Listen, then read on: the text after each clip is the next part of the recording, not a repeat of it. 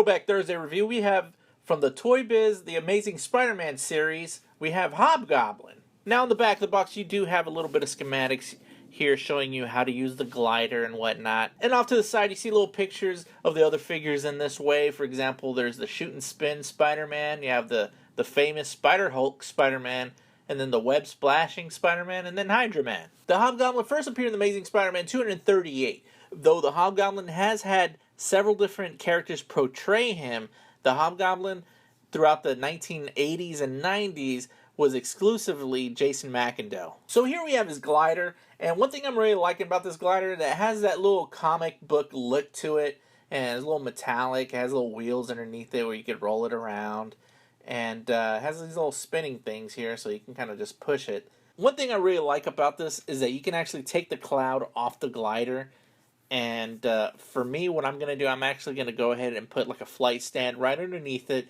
so it can kind of give that whole in-flight type look. So here's a Hobgoblin on his glider. This is pretty much how he looks like, and this is what he looks like in motion here. So here's a real up-close look at the Hobgoblin. I really like his little fangs he got going on. He has really dark red eyes. That looks kind of cool.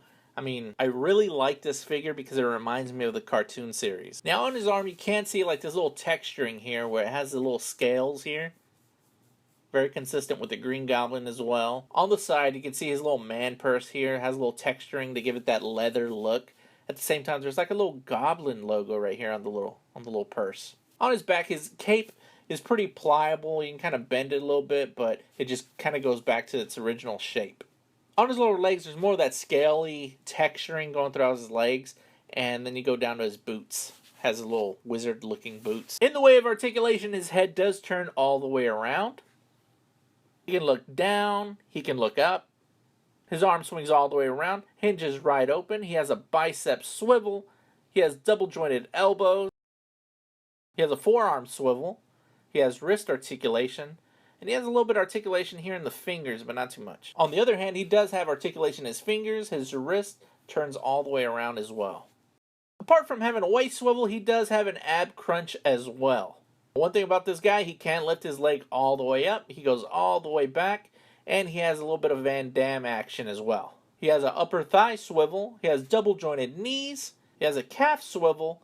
Ankle articulation, toe articulation, and he has a little ankle rocker as well, and no peg holes at the bottom of his feet. At the end of the day, I do gotta say this figure is awesome. It actually has everything. It has a lot of the characteristics from the comics and the cartoon, and at the same time, I love the way the glider, you can actually take it off from the cloud or the little smoke cloudy thingy.